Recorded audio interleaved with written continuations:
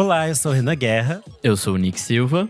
E hoje a gente tem dois convidados especiais aqui com a gente. O nosso amigo Kleber Fak, que reapareceu. Oi, pessoal, sou o Kleber Fak, estou muito feliz de estar aqui. É uma honra participar desse podcast. Ouço toda semana, um prazer enorme estar aqui. Muito obrigado pelo convite. Ah, que bom que você topou gravar com a gente. Além disso, a gente tem outra convidada muito especial, que está direto como correspondente de Londres pra gente, que é a Elo Cleaver, que reapareceu também.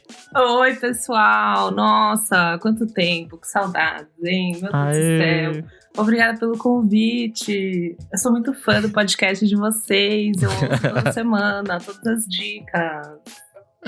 Eu amei, que hoje é reencontro de queens, porque a gente vai essencialmente falar sobre as realezas do mundo da música, né? E, mais uma vez, a gente tá sem a nossa queen, Isadora Almeida. Onde ela está hoje, Kleber? O que aconteceu com Isadora? Então, eu acho que nas últimas semanas a gente ficou inventando mentiras aqui, mas a bem da verdade é que a Isadora está na Inglaterra também. Ela fez parte da comitiva do Bolsonaro.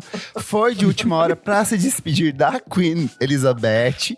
Então, ela está por lá, ela está protestando. Então, vocês devem ver ela na cobertura da Globo News. Ela deve estar aparecendo ali por trás, assim, com alguma camisa do Oasis. Vídeos da BBC, né? Fiquem de olho. BBC, Globo News, coisas de bolsonaristas, CNN. ela está junto ali no meio. Ela quem fez o look de luto da primeira dama. Então, Isadora está por perto. Que horror, meu Deus. Ai, vamos lá. Para começar, a gente tem que fazer o quê, Kleber Fak? Quais são os recadinhos? Você é convidado, mas vai trabalhar também. Ai, deixa eu ver se eu lembro. Eu ouço todas as semanas, então é muito fácil. Você segue a gente nas nossas plataformas de streaming, pode ser essa mesmo que você tá ouvindo. Segue a gente nas nossas redes sociais, @podcast VFSM em tudo. E se puder, apoia a gente no padrim.com.br/podcast VFSM por apenas R$5.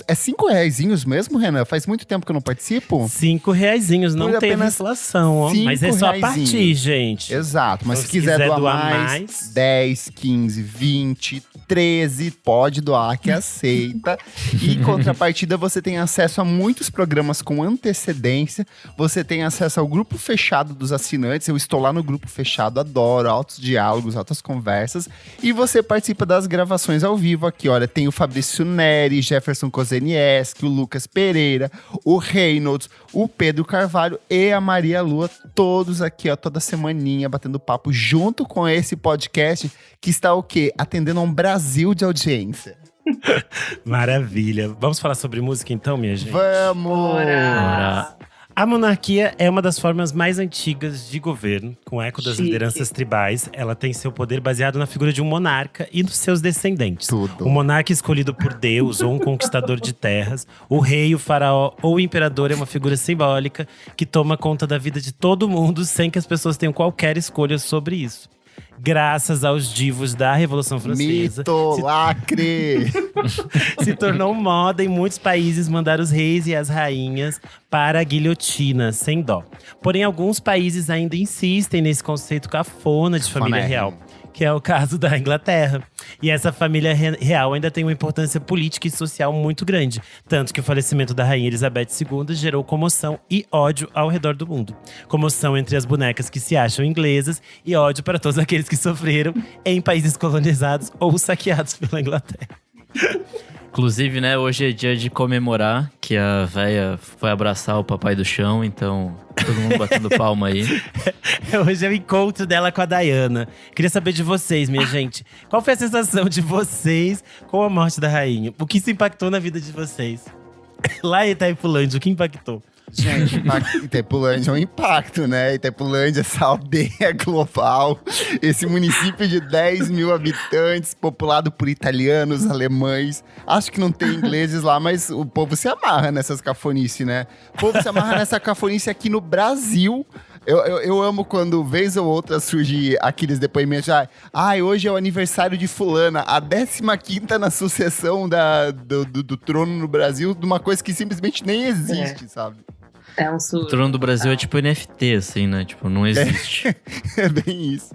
Eu sou completamente contra, gente, rainhas. E eu quase celebrei dizer que ela falou. Graças a Deus, essa é pra você, Dayana. Eu fiquei sabendo, eu estava no Brasil quando eu fiquei sabendo. E é muito engraçado, porque, enfim, família inglesa, a inglesinha aqui, princesa, eu, né, no caso. E eu cresci com todo mundo, tipo, gostando dela. Porque era mais essa figura dessa vovó, tipo, era a vovó de todo mundo, sabe? Ou uma pessoa que há muito tempo… tá fazendo esse serviço, sei lá. Tipo, quem nunca teve uma vovó nazi, né? Normal. Não, total. E daí você cresce, né? Daí você cresce. Eu, quando criança, enfim, ouvia essas coisinhas na TV, vinha pra cá e você meio que acha ela fofa mesmo. Daí você cresce e você entende o que tá acontecendo. Você entende o impacto das coisas. Mas aqui, enfim, estou aqui em Londres e o surto é real, gente. É fila de 10 quilômetros, as pessoas 24 horas na fila pra ver lá o caixãozinho. É caixão fechado, me falaram, eu achei que ia ser aberto. As pessoas passam do lado. Eu fiquei muito chocada quando eu vi o vídeo, elas ficavam 14 horas pra ver a véia e chegava lá, você passa só do lado e vê um caixãozinho. Pode ser qualquer caixote lá, gente. Tá uma boneca, um manequim, um sapato da véia lá e olha lá. Pode estar vazio. Então eu nem fiquei abalada. Assim, a minha mãe falou, ai, nossa, que pena. E eu fiquei tipo, pena. Eu acho que she passed away, alright. Eu acho que tem um agravante no caso da rainha da Elizabeth, porque como ela é muito velha, ela tá muito presente no imaginário das pessoas. Então, ela deixou de ser simplesmente uma personagem da monarquia inglesa para se transformar em universo da cultura pop. Quantos livros, filmes, a estética punk, por exemplo, é totalmente relacionada ao universo da rainha Elizabeth. Então, eu acho que muito além da questão monárquica, ela é um personagem, ela é uma coisa que tá aí há 9 décadas, ela viveu aí, e então é muito difícil não relacionar ela com outras experiências pelas quais a gente passou ao longo dos anos. Mas não dá também pra gente ser muito simplista e ignorar o fato de que era uma temenda de uma safada, sabe? Assim como toda a realeza inglesa e qualquer forma de realeza. Véia safada total. São 70 anos de reinado sendo muito… como posso dizer? Sendo muito filha da puta, né? Tipo… Cara, a apartheid, ela teve envolvida em vários outros escândalos. Bombardeou meio mundo aí, assim, não dá. Operação Tarântula aqui no Brasil, quando ela veio pra cá, ela mobilizou de certa forma que os políticos daqui fizessem uma higienização contra travestis transexuais no centro de São Paulo. Elas foram perseguidas para tornar a cidade mais atrativa para rainha, sabe? Então são vários problemas. Tem um agravante que durante muitos anos as pessoas usaram do argumento de mas a família real inglesa é a única família real do mundo que retorna dinheiros para a sociedade, porque movimenta financeiramente a venda de, sei lá, pratos com o rosto da rainha, objetos com o universo da família real, movimenta séries, gera um retorno financeiro. Só que isso não justifica séculos de exploração propostos por eles. Então, meio que uma coisa acaba anulando a outra ali, né? Não, e fora que a família é ricaça, tipo, não existe um controle de quanto a galera tem de dinheiro, assim, tipo…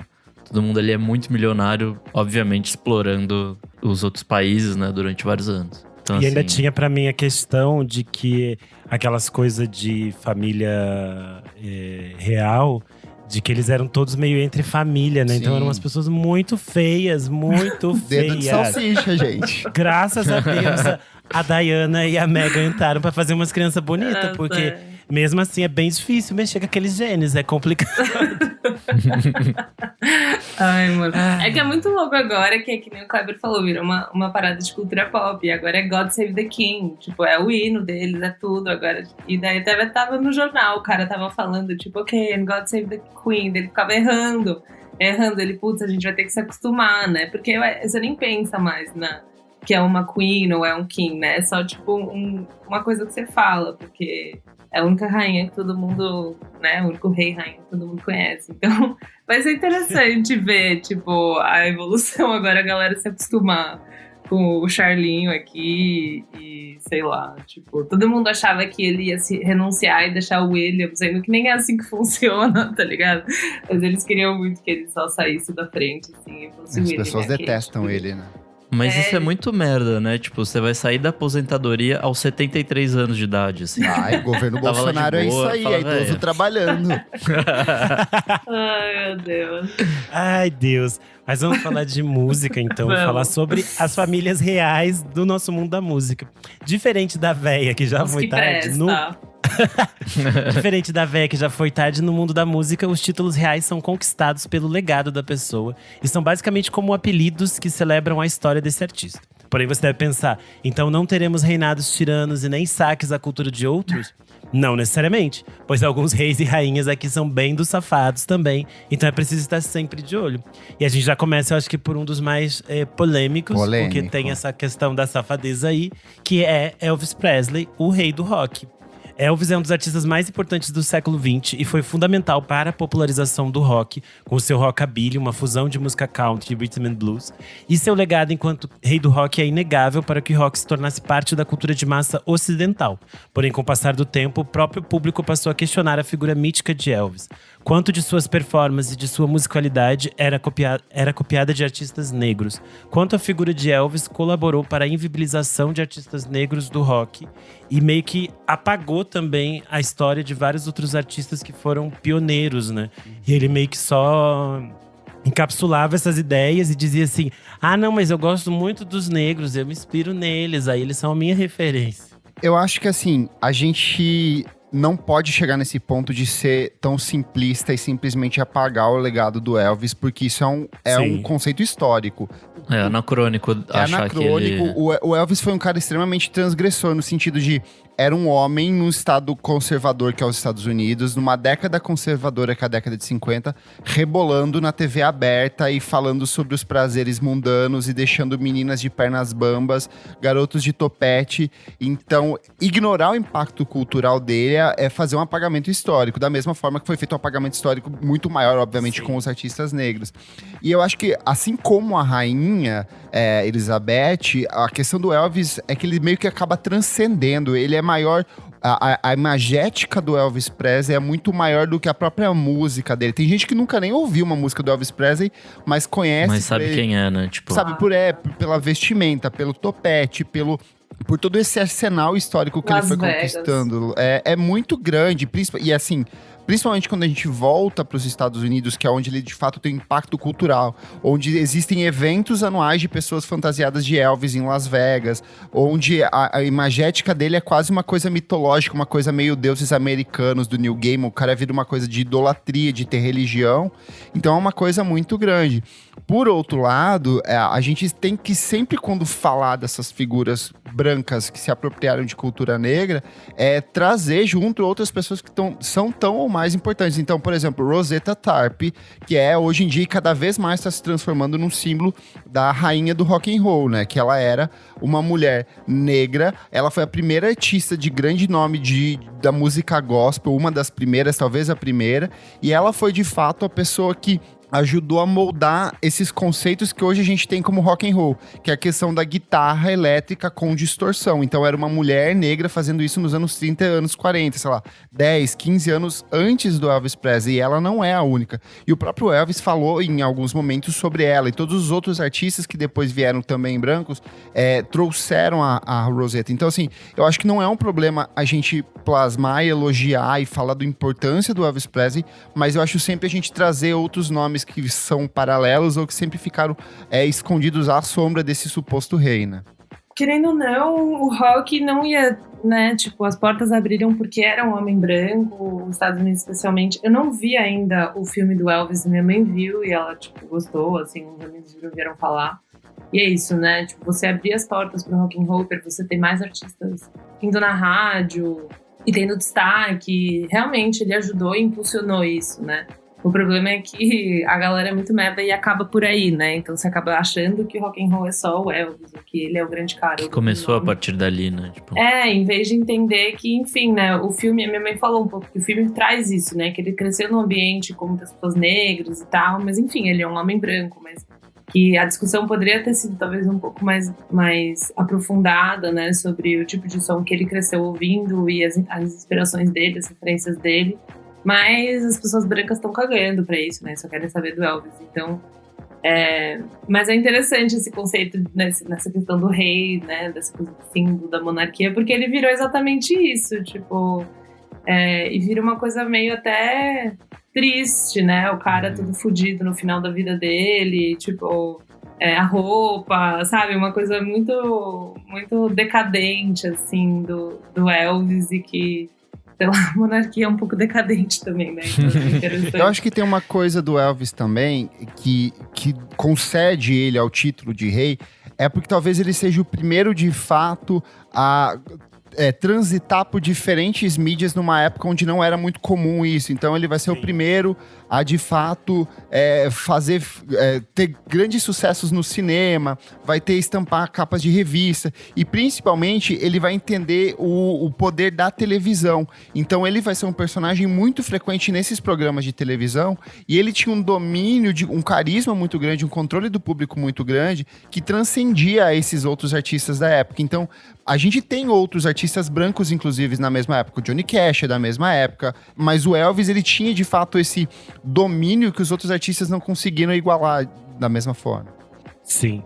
Eu acho interessante a gente citar aqui o nome também do Chuck Berry, que é um outro artista que às vezes as pessoas colocam também como o rei do rock, o pai do rock.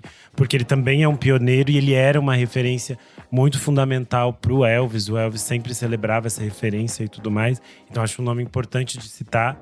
E acho interessante, como o Kleber falou, dessa presença massiva e multimídia, a gente puxar isso pro Brasil e falar do Roberto Carlos. Que eu acho que ele vem numa geração ali que é essa geração que ouviu o Elvis. E o Elvis era uma referência muito fundamental para toda a geração da Jovem Guarda. E o Roberto Carlos, na época, tinha o programa de TV, né, da Jovem Guarda, na TV Record. Ele estava em muitos ambientes e ele acabou ganhando o título de rei através do Chacrinha, que o Chacrinha criou esse apelido durante o programa. E aí, em 1966, ele decidiu fazer uma cerimônia no programa, dando ao Roberto Carlos o título de Rei da Juventude. Depois disso, o título acabou… Rei da Juventude ainda. Da Juventude. Meu Deus. Que era Jovem Guarda. E aí, esse título depois se perdeu a parte da Juventude. Ele ficou sendo apenas o rei. E ficou pra sempre o rei. Já Mas é rei da terceira idade. E as senhoras comprovam muito isso. Porque na época da Jovem Guarda, eles adoravam essas coisas de reis, rainhas. Tanto que a Wanderleia era a rainha da Jovem Guarda, né? E o Ronivon era o príncipe. Era o príncipe, verdade. Eu amo o Ronivon príncipe. O Ronivon é tudo. É muito engraçado. O Ronivon tinha ele tinha apresentado um programa na TV Record também, que era o Pequeno Mundo de Ronivon, no qual ele interpretava um personagem de meio pequeno príncipe. E aí a Hebe começou a chamar ele de príncipe, e virou, e ele virou até hoje, porque ele realmente é um príncipe. E ele tá certo, ele se chama de príncipe. Agora o Roberto, ele virou uma coisa mítica, assim, ele só é o rei, né? É o rei de qualquer coisa, mas ele é o rei. Eu acho que o Roberto… Eu acho que a questão dele é que ele é muito grande. O impacto cultural do Roberto Carlos é uma surreal. coisa que transcende o Brasil. Ele é um fenômeno na América Latina, ele é um fenômeno nos Estados Unidos, ele é de fato gigantesco. Eu acho que o problema é que ao longo dos anos as pessoas foram percebendo que, ao mesmo tempo que ele é um cara muito genial, e ele e Erasmo compõem algumas das coisas mais bonitas já feitas da música brasileira, ele era um cara extremamente escroto e defensor das coisas dele. Assim, lendo a biografia dele, fica muito explícito o quanto ele era manipulador, tanto dentro da indústria para sabotar outras pessoas que surgiam, como Odair José e outros nomes fortes da indústria. O próprio Erasmo, no começo de carreira ali, se separou um pouco dele em alguns momentos. Só que, de novo, ele é como o Elvis Presley. Ele é essa coisa da imagética, do tempo de vida, de várias fases da carreira que meio que vão se relacionando com as vidas das próprias pessoas. O fato dele ter o programa de final de ano na Globo. Então tem todo o universo, um culto, uma celebração em cima desse cara, mas que ao mesmo tempo a gente não pode esquecer que ele tinha laços muito fortes com a ditadura militar no Brasil. Ele recebeu honrarias durante o período da ditadura militar, ele sabotou muita gente ao longo da carreira. Então é aquela coisa, como todo monarca, ele tem o seu lado podre ali pra se manter no poder de alguma forma, né? Mas tão lindos os discos. Eu sofro diariamente com essa coisa. Eu tenho alguns discos de vinil dele aqui, e é onde eu ouço, pra não dar um mínimo tostão pra ele no Spotify. Nem um stream. Não. Eu acho que isso vale um pouco também para outro rei, o Rei Pelé, que Exato. teve ali toda a sua carreira impecável, mas aí quando cai pra vida pessoal, assim, é bem que você fica tipo, eita, que tá rolando aqui? O pessoal dele é horrendo. Então, eu acho que com o Robertão é um pouco disso, assim, quando você vai ver as atitudes dele fora dos palcos, né, é bastante questionável, assim. E ele vira uma figura meio hermética, assim, meio cheio de mania, meio velho, estranho. E daí eu acho que isso vai criando essa coisa meio cafona dele. Que é tanto que se você pegar os primeiros especiais da Globo, eles são bem legais, assim. Tipo, o Viva reprisava alguns, eles eram bem modernos. Sim. Ele levava coisas interessantes. Só que aí depois ele vai ficando meio… Tudo é sempre a mesma coisa, ele só repete a mesma coisa. Parece que a gente tá sempre num eterno cruzeiro com ele. Então é meio exaustivo, É tipo coisa meio metódica, de coisa de velho, né? Tipo, sim.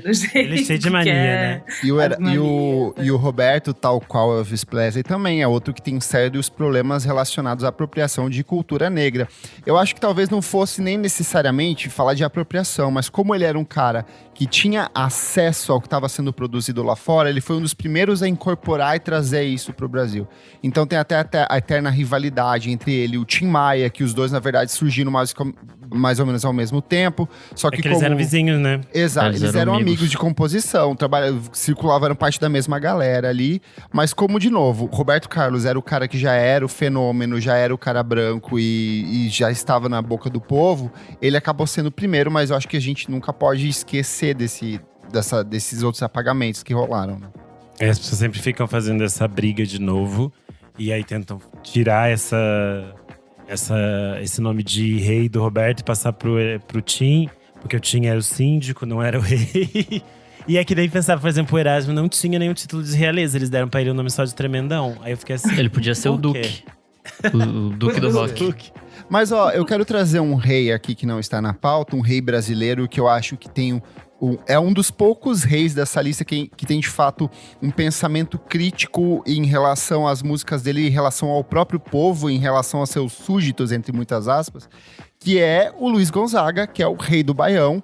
Eu acho… Eu falei há alguns anos, quando eu fui a Recife, que eu visitei o Museu do Cais do Sertão, que é totalmente dedicado à obra do Luiz Gonzaga. E aí, eu tive pela primeira vez esse impacto de ver o Luiz Gonzaga com uma figura com uma imagética tão forte quanto a do Elvis Presley. Só que enquanto o Elvis usa aquelas roupas de couro com as coisas cintilantes, que era um universo meio de Las Vegas, o Gonzaga, ele tem essa relação com o cangaço, com o interior. Então, ele vai cantar… É uma das primeiras pessoas no Brasil a cantar sobre essa relação com a seca, com o sofrimento das pessoas, com a vida periférica, mas tanto no sentido de apontar essas mazelas, quanto de exaltar as belezas nacionais, assim. E eu acho ele um cara muito foda, ele é muito transgressor nas letras dele. Eu vejo o quanto ele abriu de passagem para o que a gente tem de forró, de baião, de forró pé de serra, toda essa coisa da cultura nordestina, tudo aquilo que a gente consome até hoje, mesmo as coisas mais modernas que vieram depois, tipo Nação Zumbi, tudo meio que voltava para ele em algum ponto. Então, sim, nesse sentido, eu acho que ele é uma dessas poucas realezas que de fato tem uma atenção pelo povo e merece ser exaltado constantemente, porque ele é muito foda, assim. Nesse final de semana no Koala Festival teve show do Alceu Valença, né? E aí ele contou que teve uma vez que o Gonzaga foi assistir um show dele. Ele tava tipo, ainda em começo de carreira. Mas ele já fazia aquelas coisas, já tinha a guitarra, já tinha umas outras coisas meio malucas que eles faziam na época. E aquilo era tudo muito moderno. E ele ficou com muito medo do Luiz Gonzaga chegar e dizer assim… Ai, nossa, que bagunça que vocês estão fazendo, né? Que palhaçada é essa? E aí ele contou que ele ficou muito feliz porque o show acabou. Ele tava muito nervoso, porque ele sabia que o Gonzaga tava na plateia. E ele foi no camarim dizer, assim, que ele tinha achado aquilo tudo muito inovador. Que ele tinha achado aquilo muito bonito. E eu acho que tinha essa coisa também dele se comunicar com as pessoas das outras gerações e fazer essa ponte, assim. Tanto que tem a própria história dele com o Gonzaguinha, de que eles se afastam, mas depois se reencontram, se retornam. Tem essas coisas que são bonitas, assim. Eu acho que muito dessa relação do Luiz Gonzaga com esses novos artistas é porque no começo de carreira ele foi muito discriminado, ele era muito visto como uma coisa exótica, sabe? Então as pessoas achavam brega ele ir, as pessoas das rádios, das televisões achavam brega ele ir com aquela vestimenta toda, assim. E aí, então foi todo um processo de botar na cabeça das pessoas que aquilo era, assim, parte da cultura brasileira, da cultura nacional, tão qual, ou até maior do que tudo que tava rolando no eixo ali Rio-São Paulo na época, né? Aí, a gente é muito Rio-São Paulense, assim, né? Tipo, a gente só... Principalmente naquela época, a gente só olhava pra essa parte da cultura e, tipo, esquecia de todo o resto. Então, de fato, acho que essa imagética é, tipo, super importante, assim, pra tudo que vai rolar depois. E o que eu mais amo, eu sou muito fã dele, né? Não só porque acho que abre um espaço, assim, como eu gosto muito de música, que abre um espaço pra você aprender, né? Então, crescer em São Paulo, aprender sobre, enfim, esse outro espaço no Brasil, esse outro jeito de falar, esse outro jeito de tocar, né? Que eu acho que ele popularizou muito isso. E vocês falaram de ele ser muito aberto, também tem a questão do Dominguinhos, né? Que é uma figura muito genuína, assim, que tem um filme sobre o Dominguinhos que é muito legal, Dominguinhos Mais, assim, quem for assistir, é muito lindo. E que é exatamente essa figura que quase que foi esse aprendiz, né, do Luiz Gonzaga, que o Luiz Gonzaga sempre foi muito aberto pra meio que passar. Ele não era nem um pouco imperialista, tipo, meio que nem Roberto Carlos, assim, né, nesse sentido de monarca, de ficar com o que ele sabia, os tipo, ele fez um sucessor, né? Ele fez um sucessor, que foi o sucessor que desceu no final para o Rio de Janeiro, né? E daí entrou e tocou com o Gilberto Gil, com a Gal, então... E daí tem músicas lindas, tipo Lamento Sertanejo, que deve popularizar ainda mais, né? Essa vivência, esse jeito de ser, esse jeito de falar, esse jeito de pensar, que é tão diferente, né? Do Rio São Paulo, enfim, é só uma personalidade muito diferente. Então, acho que ele talvez é o rei que preste, assim, nesse sentido. Sim. Eu acho que a gente pode manter o Luiz Gonzaga como o rei e o Dominguinhos, como os jovens dizem, o Kingo. Quem são esses jovens? Nossa, eu tô muito por fora. Os tuiteiros. Não, mas eu acho muito legal isso que a Elô falou, porque de fato, essa coisa da realeza raramente é passado. Tipo, sim, não existe outro rei do rock, assim, tipo, sabe, lá fora, assim, tipo, é só o Elvis e parou nele, assim. Não existe um sucessor, não existe ninguém, assim, tipo, fica parado nele. Acho que boa parte do que a gente vai falar daqui pra frente também, de reis, rainhas, coisas assim, é sempre, tipo, tem a pessoa que ficou marcada como, sei lá, o ápice ou o destaque do gênero, mas para por aí, assim. A gente vai trazer já esse debate, tá na pauta. Mas eu acho que antes a gente pode só voltar um pouquinho e falar de duas figuras que eu acho que são muito importantes. Primeiro é o James Brown, que é o rei do funk e do soul. Sim. James Brown não tem só um título de realeza, mas sim dois. E isso tem sua razão. James Brown fez parte da geração que criou o funk norte-americano nos anos 60, ao lado de outros artistas negros como Horace Silver e George Clinton. E seu legado musical, suas performances ao vivo e sua figura complexa foram fundamentais para a pavimentação de diferentes gerações de artistas. E eu acho que a gente pode citar aqui o próprio episódio que a gente gravou recentemente sobre músicas sampleadas, porque a gente viu que o nome dele tá sempre presente, assim, e de formas gigantescas, né? O legado dele, a própria figura mítica, a voz, tudo que ele ajudou a sedimentar é muito fundamental para a maioria das coisas que a gente gosta hoje em dia, né? Eu acho que o Brown, ele tem um aspecto… Ele é sim uma realeza, mas ele sempre foi cercado de colaboradores muito importantes. Então ele soube apontar caminhos para muitos artistas importantes da música negra. Não por acaso, quando o hip hop nasce, ele vai ser a principal figura de referência. Porque o universo musical que ele criou era maior do que ele. Ele era ainda o ícone, a coroa é dele, mas tudo que ele tem em volta, o reinado dele é muito prolífico e até hoje eu acho que ele talvez seja uma das figuras mais importantes da música norte-americana ainda hoje, sabe? Eu acho engraçado que ele de fato veste essa coisa de realeza, assim, tipo… Sim. Ele entra com um manto e com um negócio assim, tipo… Ele era, tipo, super chato, assim, no sentido de ser, sei lá, meio, tipo… exigente num nível que às vezes nem faz sentido, sabe? Que pra plateia meio que tanto faz, assim, é mais, tipo… Ele lidando com as próprias ordens pra banda e não sei o quê. Mas ao mesmo tempo ele era um cara que, como o Kleber falou, era cercado de gente fodida de boa. E isso fazia dele um rei, assim, tipo, não só ele ser um cara foda, mas estar cercado de gente absurdamente foda, assim. Maravilha. A outra pessoa que eu queria puxar também, que eu acho que é muito fundamental, é a Aretha Franklin. Kinga. A nossa rainha do soul. Sua voz marcante, sua presença icônica e seus discos que passeavam entre o gospel, o soul e o funk são a prova de que a Aretha é uma das artistas mais importantes do século XX. A Queen já foi considerada pela Rolling Stone a melhor cantora de todos os tempos. Além disso, ela ganhou 18 Grammys em sua carreira, sendo 2 deles o bafo de contribuição em vida em 1994 e lenda da música em 1991. E eu acho que essa aqui é tipo assim, uma rainha que é rainha, né, gente? Não tem muito o que dizer, porque ela realmente é e tem motivo, tem porquê. E aí a gente pode pegar qualquer disco dela e ouvir e ver de novo a importância que essa mulher tem, né? Ela ainda como uma mulher negra, gorda nos Estados Unidos, né? Eu acho que é uma figura, além de tudo, muito poderosa.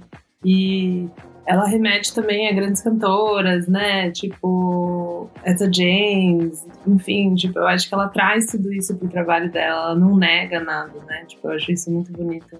Que acho que tem uma cultura muito forte de cantores nos Estados Unidos, né? Claro, Sim, tipo, bem grandes songwriters e o songbook, não sei o quê, mas ela foi muito além, então acho que eu acho que a Aretha, tal qual o Elvis, dentro da comunidade norte-americana, ela é muito grande, ela é gigantesca, assim. Total. E aí, principalmente dentro dos agrupamentos de pessoas pretas, o impacto cultural dela. Ela foi durante muitos anos um dos poucos rostos de mulheres negras que figuravam na TV americana, figuravam nas rádios. Então o impacto cultural dela é uma coisa assim estrondosa e é uma coisa que qualquer artista negra nova que surge sempre vai trazer a Aretha como uma referência, muito porque ela foi de fato extremamente prolífica. Ela tem trabalhos incríveis na música gospel, ela tem trabalhos incríveis com caráter político, ela tem músicas incríveis com caráter de romântico. Então, assim, a força dela, ela reverberou em diferentes aspectos e por ela ser talvez… Óbvio que a gente tem algumas vozes negras que vêm antes, a própria Etta James é um nome importante, a Billie Holiday veio um pouco antes também, era tão significativa, mas eu acho que ela foi de fato uma das gigantes que conseguiram ocupar um espaço e conseguiram manter isso, porque a carreira dela durou o quê? Ativamente, assim, de fato, umas 5 décadas ali, né? E ela virou essa figura também de… a grande representação de uma diva. Sim, eu acho que ela é pura diva. Ela era muito icônica. Eu amo o conceito de que ela sempre tentava fazer o show com uma bolsinha a tiracolo e não tirava a bolsinha. E tinha explicação, né? Porque quando ela começou a fazer shows, como você era uma artista negra, às vezes você ia tocar em espaços que eram brancos, eles pagavam o cachê em dinheiro, ela tinha medo de ser roubada, e ela ficava com o cachê na bolsa. Por isso que ela subia pro palco com a bolsa. Só que depois ela manteve, virou tipo, a estética dela era entrar com a bolsa. E esse final de semana eu tava rindo muito, porque eu fiquei lembrando daquele vídeo que ela tá dando uma entrevista e o moço pergunta: vamos falar de outras divas? Eu cito um nome e você me responde o que você pensa. E aí ela mostra que ela também era uma rainha do shade, porque ela fala de várias. Aí ele pergunta: Taylor Swift. Aí ela fala: Beautiful Gowns. E aí, tipo, sei lá, o moço fala Adele e ela fala: ai, uma voz preciosa, uma grande compositora, o futuro da música. Pergunta Whitney Houston: ai, maravilhosa, sempre eterna rainha. Aí ele pergunta no final: Nicki Minaj. Ela: vou passar essa. A maior. Perfeita, a maior mesmo, meu Deus do céu. Agora a gente vai falar de outro que é muito, muito gigante e também é cheio de polêmicas, que é o Michael Jackson, o rei do pop. Esse é realmente uma controvérsia atrás da outra. Esse é surreal, né? E é surreal também pensar que se a gente pegar, sei lá, a grande maioria das pessoas que viveram na Terra nos últimos 50 anos conhece alguma coisa do Michael Jackson, né? Claro. Seja alguma fase, alguma música. Cantor, compositor, dançarino, ele foi um dos ícones culturais mais importantes e influentes de todos os tempos e um dos maiores artistas da história da música. Suas contribuições para a música, a dança e a moda por mais de 4 décadas, juntamente com a divulgação de sua polêmica vida pessoal, fizeram dele uma figura global na cultura popular. E por isso ele faz jus ao título de rei do pop. E eu acho que ele tem essa presença meio… maciça. Ele é onipresente em todos os lugares. Tanto do lado assim, positivo quanto negativo, né? Sabe mesmo uma quando coisa… as pessoas estão fazendo… Sabe uma coisa que eu descobri recentemente? Que existe uma geração de pessoas que tem medo do Michael Jackson. Medo do Michael. Da figura dele, né? Tipo… E de fato, nos anos 2000, a imagem que as pessoas tinham era do Michael Jackson pedófilo. Então, por exemplo, você tinha… imagem dele no South Park, você tinha no Todo Mundo em Pânico, e era do Michael Jackson que ia vir pegar as criancinhas durante a noite. Então eu fiquei, gente, que surreal isso. E ainda era nessa época que ele tava com o rosto meio desfigurado por conta das cirurgias plásticas. E é muito triste então... como ele foi desse cara que era idolatrado por uma criatura monstruosa e que talvez ele realmente fosse, eu realmente acho que ele é, assim, quem viu o documentário do Living Neverland, assim, é muito difícil você voltar a ouvir Michael Jackson sem ter o peso disso, assim, mas, de novo, assim, é muito doloroso, porque as coisas que ele fez, a trilogia Off the Wall, Thriller e Bad, é uma coisa, assim, colossal pra música, e é uma coisa que vai impactar todas as coisas recentes que a gente tá ouvindo, de Beyoncé a Blood Orange, todo mundo de um jeito ou de outro absorveu a obra desse cara. Mas, de novo, volta pra essa coisa. Uns mais que os outros, tipo The Weeknd, que absorveu toda a obra. Volta pra essa coisa de novo, de ser uma realeza que nas aparências é esteticamente interessante, é bonito, encanta a população, mas tem um fundo horrível, assim, né, nesse reinado de Michael Jackson. E é muito louco que ele é meio que a grande história americana pra mim, sabe? Porque ele era uma criança, um star kid, tipo, uma criança que foi muito forçada pra esse universo da televisão, e o pai dele era um merda, né? Todo mundo sabe que o pai dele é super horrível com ele, com os irmãos dele. Então é muito essa história, né, americana, que depois você vai vendo, tipo, o Justin Bieber, a Demi Lovato, sei lá, essas coisas dessas crianças que são forçadas a performar. É quase um avatar, né? É, muito, tipo, um robô, sei lá, e vão desenvolver diversos problemas de personalidade, de que seja, assim, e foi o que aconteceu com ele. Para além da questão racial, que ele literalmente era um homem negro e virou um homem branco, tipo, e daí, enfim, tem todas as coisas. Eu tava vendo as entrevistas, ele fala, eu tenho um problema de pele, daí você vê uns médicos falando, nossa, mas não tem problema que faria ele ficar, tipo, o corpo inteiro dele tão branco. Eu não sei, tipo, é muito louco, porque é um misticismo, tipo, sim, que ele não acaba, eu acho ele muito fascinante, a figura do Michael Jackson, porque não é uma coisa só. É a família maluca, a relação dele, o quão criativo ele era, o quanto ele percorreu diferentes campos das artes, o quanto ele foi vanguardista, mas o quanto ele era bizarro, o quanto ele se deformou com cirurgias plásticas. Ele teve a cabeça queimada num comercial da Pepsi, assim, as histórias de, tipo, 1000 vidas acontecendo numa pessoa só, sabe? Sim. Então, ele muito casou fascinante. com a filha do Elvis, né? É muito louco, é muito louco. A Elo tava falando dele ter ido de um homem negro a um homem branco. Eu lembrei daquele… Sabe aquele programa Billy on the Street? Que o Billy fica perguntando coisas às pessoas aleatoriamente. Sim. Aí tem um que ele tá assim… por $1, me diga uma pessoa branca, uma pessoa branca. Aí é uma mulher negra que tá na frente dele, uma senhora. E ela fica meio confusa, porque ele fica gritando. Aí ela fala, Michael Jackson. E ele fala, não!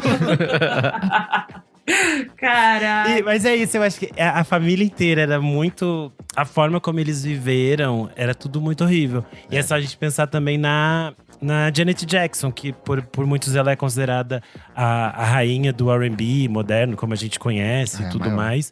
E ela é uma figura fundamental, mas ela também passou por coisas horríveis. Sim. Tipo, ela teve que se casar pra poder ter a carreira dela controlada por ela própria e o marido, e não ser mais controlada pelo pai, sabe? Que horror. Eles viveram num universo meio maluco, e ela mesma fala o quanto todas essas coisas, essas violências que o próprio Michael sofreu também afetaram ela, assim, o quanto tudo isso foi doloroso. E é meio surreal, porque a gente pensa, talvez, para as pessoas que são mais jovens e que não conhecem direito o Michael, a gente cresceu num universo em que basicamente a imagem dele existia em tudo pra gente. Ela tava lá, era uma presença muito constante. E mesmo aí, de repente, com todas as polêmicas, Renan, você até colocou na pauta aqui, eu não acho que a gente tenha um artista à altura que foi capaz de igualar o Michael em venda de discos, em caráter transgressor, artístico, estético, em sonoridade. Não tem Justin Bieber, não tem Justin Timberlake, não tem Harry Styles que consiga igualar o quanto ele foi, seja pro lado positivo, seja pro lado negativo, assim, é incomparável o que esse cara fez. Ele fez, tipo, ele basicamente sedimentou o conceito de videoclipe, como a gente conhece. Ele inventou a MTV, devia agradecer ele pra sempre, assim. Só existe esse tipo de estética da forma que ele fez, sabe? E aí, o que o Kleber falou é porque recentemente saiu uma capa da Rolling Stone UK, que colocou o Harry Styles. E daí diz assim, será que ele seria o novo rei do pop? E aí…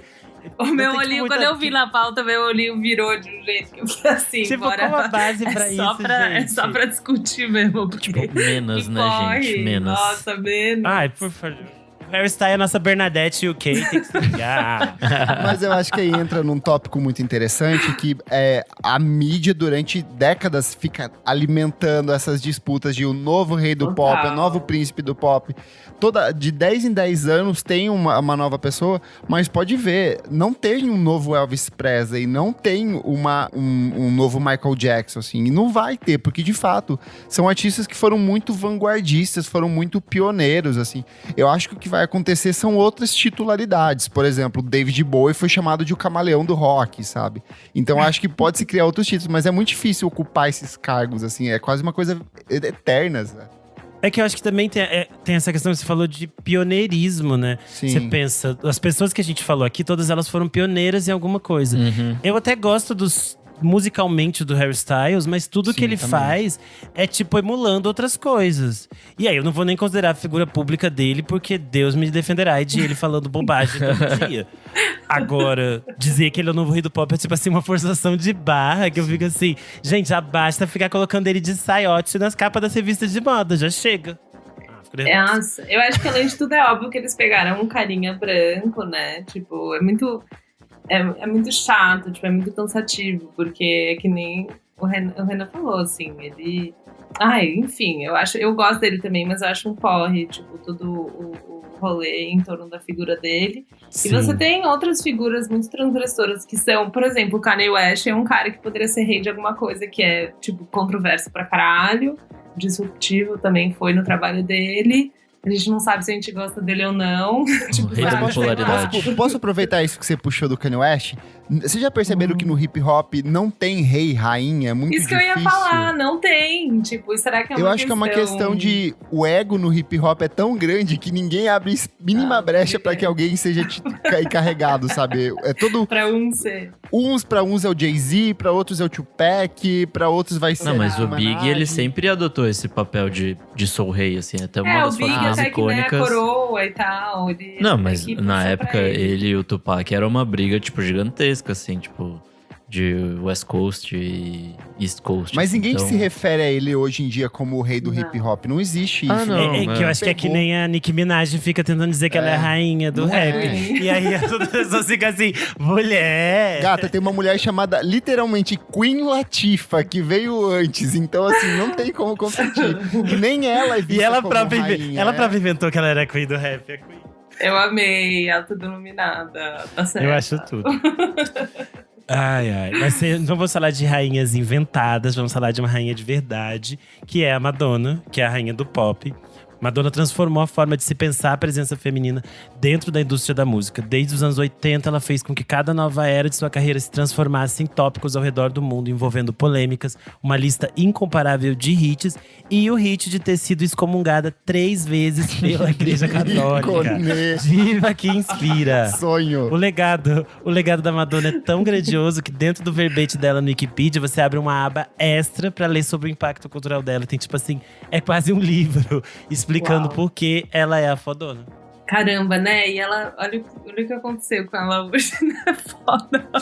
Ela ainda é uma diva que inspira. Ela tá um ciborgue. Hoje eu tava pensando que eu tenho a nítida sensação de que ela grava um vídeo no TikTok, aí ela coloca um filtro, aí ela baixa o vídeo, aí ela sobe o vídeo de novo, aí ela coloca outro filtro, aí ela baixa, daí ela sobe. Porque, gente, sempre tem, tipo assim, 15 filtros. E aí parece que ela gravou num pocket. E a gente sabe que ela deve ter um iPhone bom. Não. Mas assim, a Queen tem crédito. Não, ela assim, tem. Ela tem ali pelo menos uns 20 anos ali, que pra mim é maravilhoso. Não tem nenhuma artista que se igualou ao que ela fez. A gente tem um monte de outras artistas pop na mesma época que surgiram e desapareceram. E ela é, de fato, a mulher que permaneceu, assim. Tanto que ainda hoje ela é referência, ela é tá aí Beyoncé referenciando ela em remix aí. Volta e meia ela aparece, agora ela tá andando com a arca, tira colo pra lá e pra cá. Ela tá sempre com as novas queenzinhas. Mas sei lá, eu acho ela é muito foda em diversos aspectos da forma como ela tratou sexualidade na TV aberta e nas músicas dela, da forma como ela ajudou a empoderar outras mulheres, dar outros sentidos pra música pop, pra forma como ela soube se cercar de pessoas interessantes também. Então ela não chegou aí ao acaso, eu acho que ainda hoje ela é extremamente relevante, mesmo que não tenha mais o impacto cultural que ela teve, sei lá, 20, 30 anos, mas tirar esse título aí vai ser muito difícil. Porque a gente tem que pensar que ela própria moldou a forma como a gente pensa na carreira das cantoras pop. Que é esse conceito de, tipo, existem as eras musicais delas. Aí elas servem toda uma estética, todo um negócio. E é tipo, sei lá, todo mundo usa esse mesmo formato dela até hoje, né? Tipo, da Beyoncé a Bjork, sabe? Todo mundo faz nesse mesmo esquemão que ela inventou nos anos 80. E ela sempre soube transformar isso da melhor forma. Como o Kleber falou, juntando basicamente as pessoas mais interessantes do momento. Isso ela faz ainda hoje. Tanto que tem aquele tweet maravilhoso que virou uma copypasta, que é… Alguma gay alguma vez tweetou, era Beat I Madonna, né, o clipe. Ela colocou o videozinho de Beat I Madonna. Adoro esse. Eu nunca vou entender como foi que a Madonna conseguiu colocar Beyoncé, Kanye West, Miley Cyrus, Katy Perry, Nicki Minaj em um clipe. Beat I Madonna, ela faz o que ela quiser. Eu amo Então, esse mulher… clipe, eu amo essa música. É tudo, a Madonna E eu sempre acho que é será livre pra Madonna, se né? reinventar, o que é muito interessante, né? Tipo, ela mudou muito, é cowboy, é não sei o quê. Tipo, ela abraçou muitas estéticas, depois ela voltou, fez tipo lá… Hoje ela é funkeira e atende pelo nome de Luísa Sonza. Coitada da Madonna, respeita a véia. Ai, meu. Mas uma que não tá na pauta aqui, enfim, Queen Bee, total, a rainha. É verdade. E assim, puxou da Madonna agora esse disco novo, né? Acho que daí o Twitter pegou fogo, falando que a Madonna era uma mulher branca e não sei o quê. E ela tá fazendo disco. Sim, coisa as gays ficaram…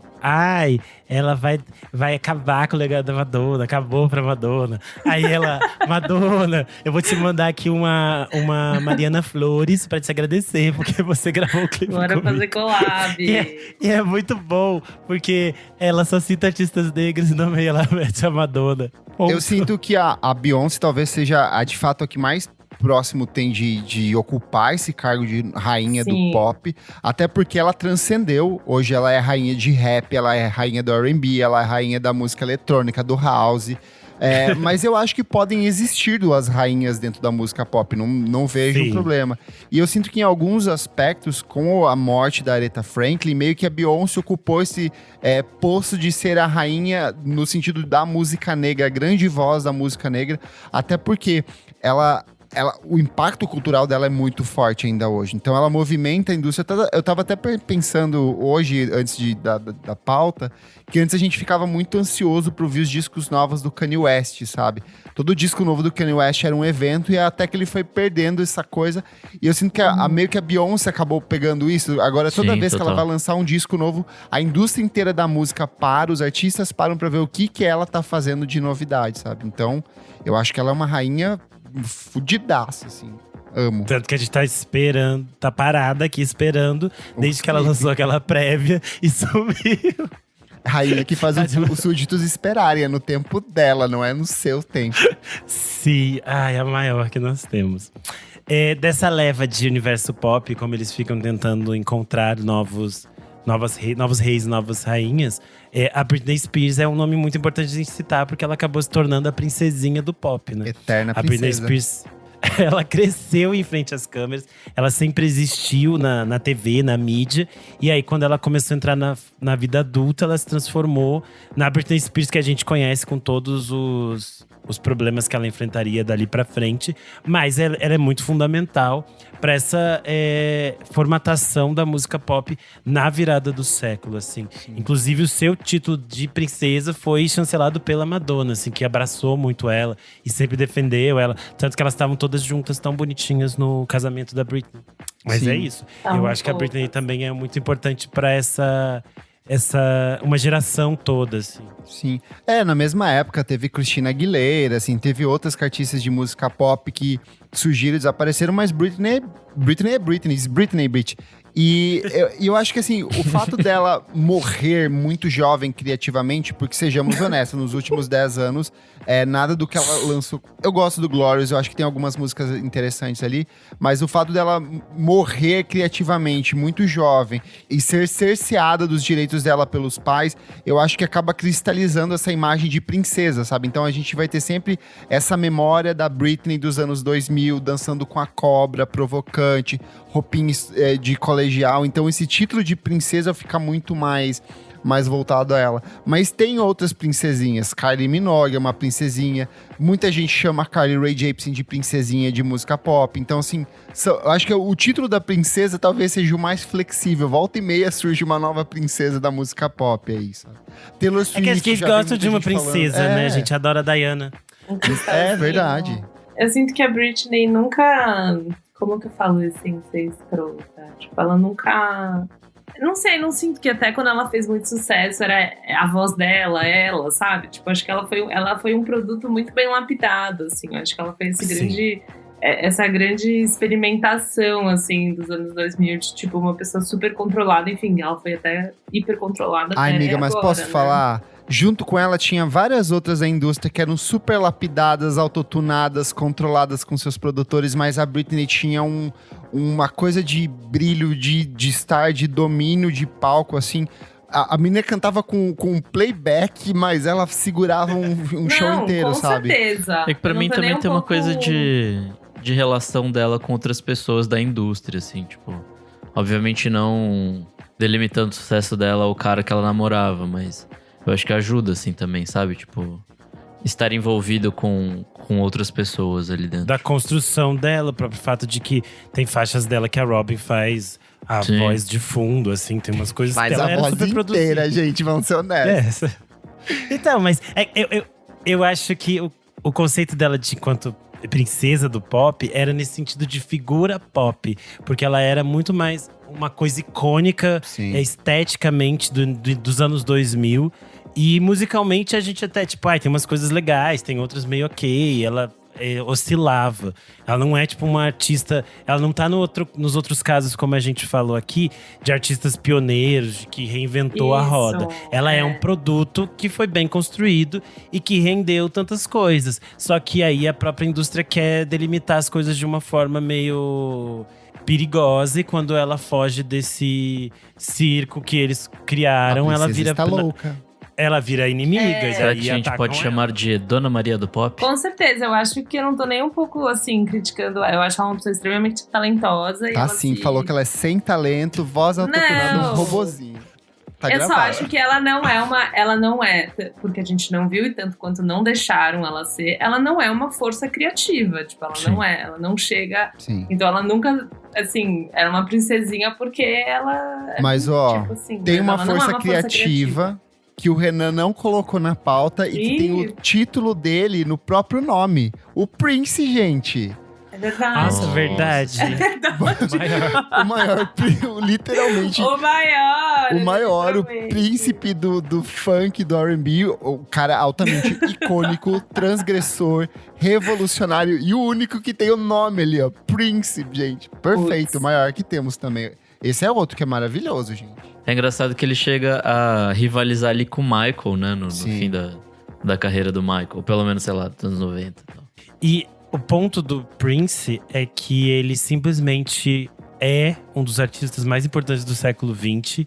Mas ele próprio conseguiu se apagar pra toda uma geração. E aí isso é muito horrível. Eu fico assim, que inferno, Prince. Que você tinha que ser chato pra caralho antes de morrer.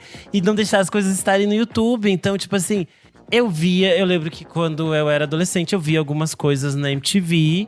Eu vi aquilo algumas vezes. Depois aquilo meio que subiu. Eu sabia que o Prince existia, que ele era uma figura importante. E aí depois que eu fui procurar as coisas… Mas daí você tinha que cavucar, pegar 57 vírus no seu computador pra conseguir chegar no disco do Prince. Porque eu não tinha dinheiro pra comprar disco, né, gente?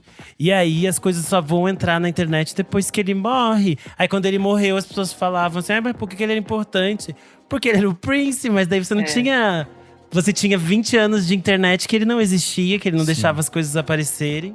Ouçam Prince, gente, é muito gostoso demais. O legado dele é muito babado nesse sentido de direitos autorais, assim. Todo mundo que conheceu ele, né, tava lendo uma entrevista com a Alicia Keys, que ela falou isso, tipo, num primeiro encontro, eles iam fazer alguma collab de uma música que era pra sair, sei lá, no comercial, numa coisa de gravadora.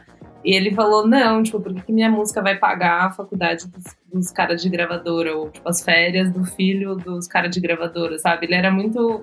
Ele colocava meio que o pé dele, assim, real. E ele tipo, practice what you preach, sabe? Tipo, ele falava uma coisa e ele realmente não fazia. Tanto que não foi pro streaming, que um monte de gente que habla muito, tava tudo no streaming, porque foda-se, né? Eu acho interessante isso. Ele tem um agravante que ele foi um rei que foi silenciado, que foi tomado o poder dele, porque durante os anos ele ficou preso justamente à gravadora. Ele não podia lançar música utilizando o nome Prince, porque não pertencia mais a ele. Então, é tanto que ele usa aquele símbolo maluco pra representar os trabalhos dele na época. O artista anteriormente conhecido como Prince. Isso é tão bom também. O Prince também tem tantas histórias tão maravilhosas, são coisas tão incríveis. E ele tem uma estética também, uma construção. E ele também era esse tipo de artista que abraçava muito o novo, celebrava as coisas. Tanto que ele foi… Uma das últimas coisas que ele estava envolvido era de ser quase um colaborador da Janelle Monáe, né? De ajudar ela, de trocar muito com ela. Ele foi padrinho cultural, ele foi padrinho de muita gente. Tem um monte de projetos. A própria Sinéad O'Connor é um exemplo disso. Tem vários artistas que ele meio que interferiu criativamente e apadrinhou dentro da indústria. Eles foram meio namoradinhos, essa história pra mim é tudo. O Prince e a Sinéad O'Connor nos anos 80. Ai, muitas histórias boas. Uma diva latina importante é a Gloria Estefan, que é considerada a rainha do pop latino. Ela é uma cubana radicada nos Estados Unidos. A Gloria Estefan é uma grande pioneira, pois na década de 80 ela rompeu as barreiras do mercado latino e conseguiu espaço no mercado americano. Tanto que ela vendeu milhões de discos.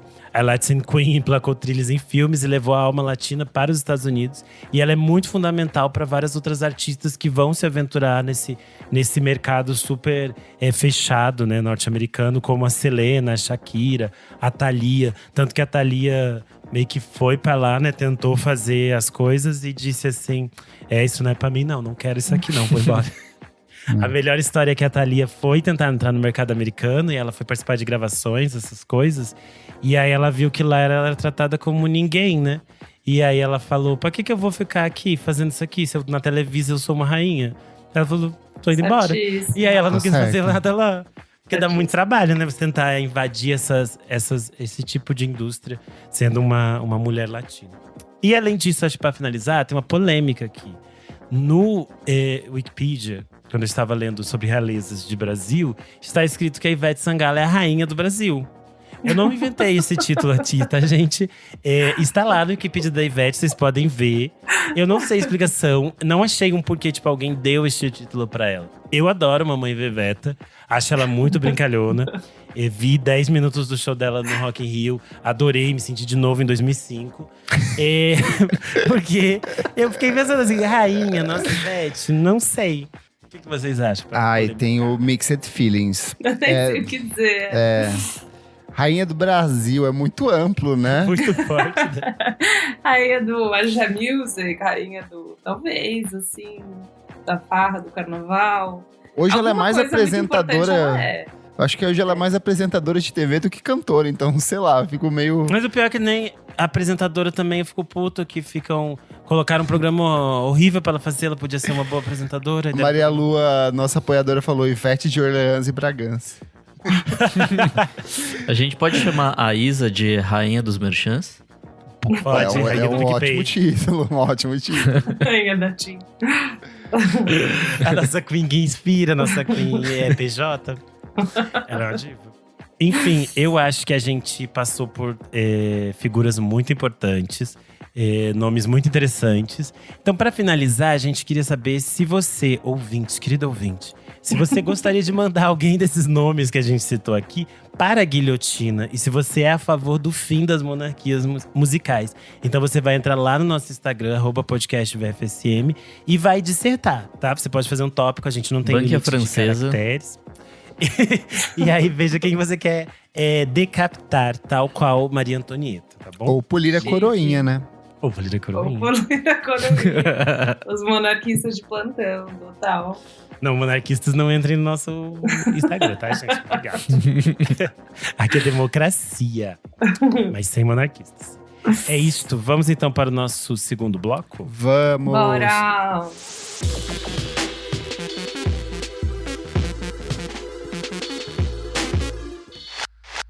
Chegamos aqui no segundo bloco do programa. Elo Cleaver, que assim como eu é uma convidada nessa edição. Conta pra gente, pros nossos ouvintes desse Brasil de audiência, o que é esse bloco? Nesse bloco a gente vai, eu acredito que ainda é a mesma coisa, a gente vai contar as novidades musicais que estamos ouvindo. E o que você, convidada, não para de ouvir?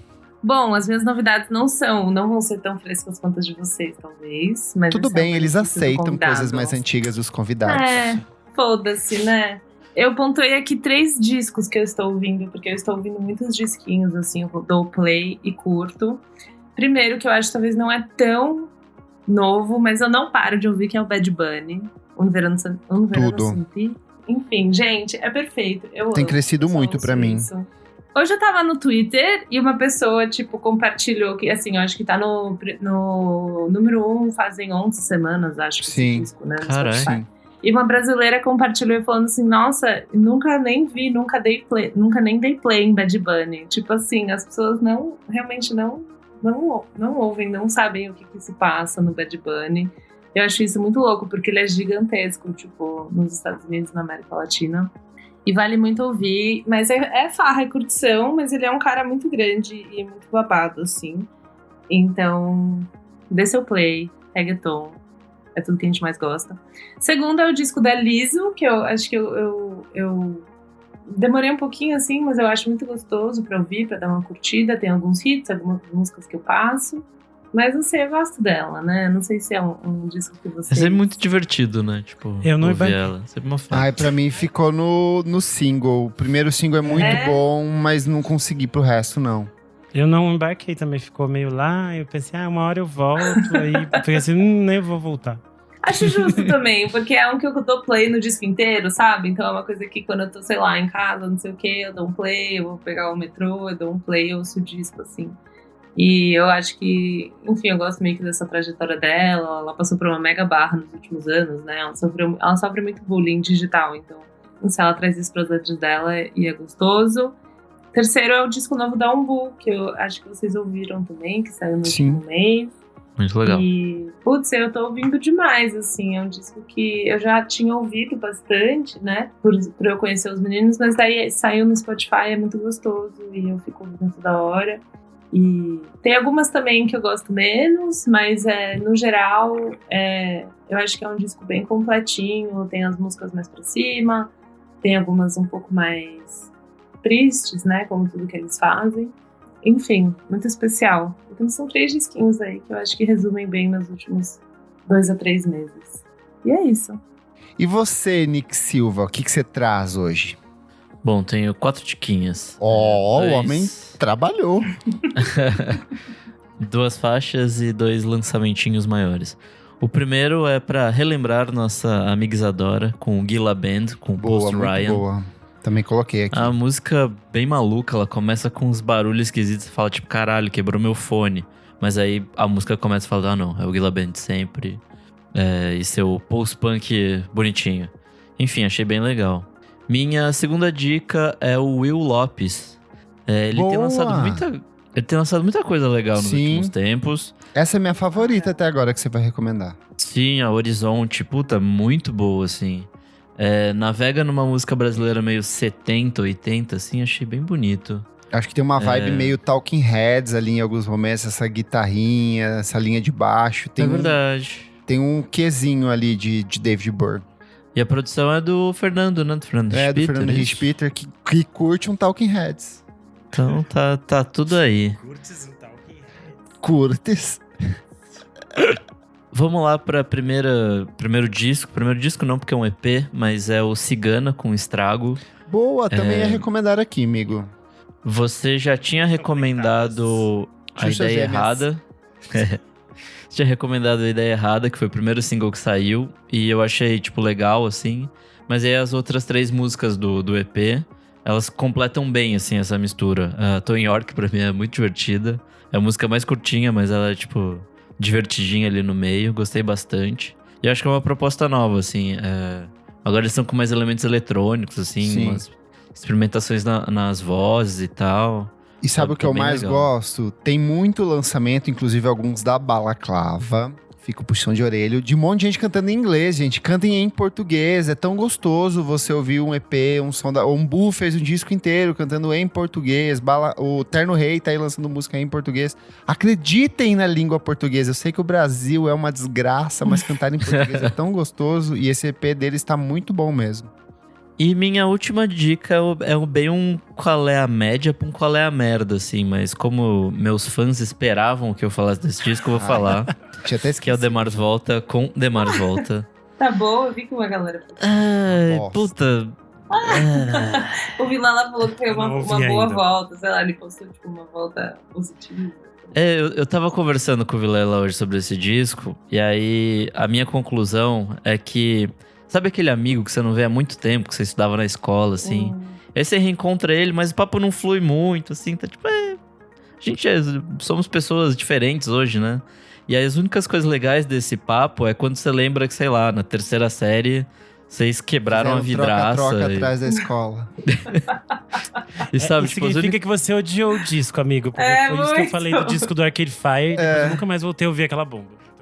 sabe, tipo, as únicas coisas legais são as coisas que malemar remete ao passado, assim, mas você nunca vai querer voltar a fazer aquilo. Então você fala, tipo, E é isso, assim, tipo, Ai, é aquele amigo, amigo eu que você achei fala, tipo, tão genérico, assim, tem umas músicas assim que parece Coldplay. Juro pra vocês, assim, outras parece que eles pegaram aqueles momentos. Qual que era aquela banda, sabe Portugal The Man, quando eles vão pra aquele lance mais pop? Tem uns momentos que parecem muito dentro desse disco também.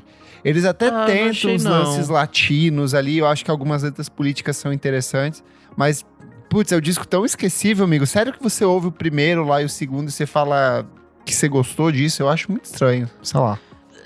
Assim, é que eu ouvi uma vez só também, então eu ainda não tenho uma conclusão tão formada assim, mas já não é aquela banda dos primeiros discos, assim, isso com certeza. Nem a banda do Noturne, que é aquele de 2012.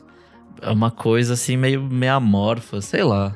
Enfim, Você o que nunca é. mais vai ouvir esse disco, eu tenho certeza. Eu te conheço. Tem tanta coisa melhor, tipo, eu prefiro, assim, ouvir o Black Mid desse ano umas 5 vezes a ouvir de novo esse. Então, assim, é isso. Azul. Renan Guerra, você que hoje foi o nosso Renan apresentador, a nossa doll, a nossa polaquinha.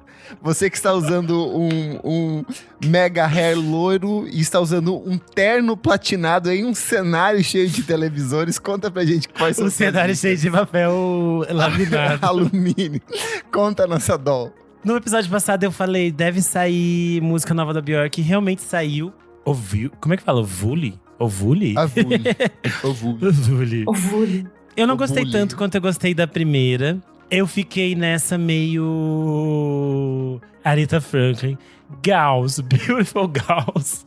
Porque o que mais me impactou foi o videoclipe e toda a estética que ela criou. Tanto que depois eu fiquei vendo os vídeos. A roupa foi feita pela Gucci. O Alessandro Michele fez, é um vestido de látex. Aí tem uns negócios, eu fiquei vendo os vídeos. Então eu fiquei assim, tipo… Gauss, Beautiful Gauss. Amigo, Mas tenho eu não sei. medo do que vou dizer, mas eu não tô botando fé nesse disco novo dela. Eu gostei de Atopus, mas assim, não foi assim, nossa. Eu acho que eu fui muito mais pelos memes do TikTok do que pela música em si. E eu tô sentindo um cheirinho de que vai ser tipo o Volta 2, assim, vai ter, sei lá, 3 músicas legais e o resto vai ser um monte de ritmo colado, mas não sei. Será que eu vai não- ser meio confusão? Eu acho que eu não tô botando fé, de verdade, assim, não me senti totalmente comprado. Por exemplo, os outros discos anteriores, o Vunícora, por exemplo, foi uma coisa que me arrebatou logo de cara, sabe? Mas esse aqui, não sei. Ah, mas é difícil jogar só pelos singles, assim. Tipo, às vezes o single faz sentido dentro do contexto. As pessoas já passei falaram por isso a mesma com coisa outros. sobre Volta e daí. Não, pra você entender, teve singles da Rosalía que eu falei, tipo, Aí quando chega no verdade, da disco Rosalía, faz total quando sentido. saiu Da o Chicken Rosalía Teriyaki, eu foi falei, isso vai ser uma bomba. E dentro do disco aquilo funciona. Mas quando saiu, eu falei, nossa, Gowns, Beautiful Gowns. Gowns, Beautiful. Nossa, gente. Eu tô assim pra tudo agora. Além disso, eu não ouvi tantas coisas, pois eu tava no Koala esse final de semana. Então trouxe aqui alguns A Dol singles. trabalhou, entrevistou. Mas bebi, Não é né? entrevistadora. Eu bebi e encontrei alguns ouvintes, foi isso. Verdade, Mas o vi Matheus shows Ernest muito bonitos. encontrou, né? Você encostou. Vai ver como eu sou uma pessoa acessível. Eu até deixei encostar, assim. Eu encostei nele, viu? Foi muito acessível. Cobrou quanto Enfim, pelo meet gostei. and greet? E foi o meet and greet na passarela. Eu tava na passarela.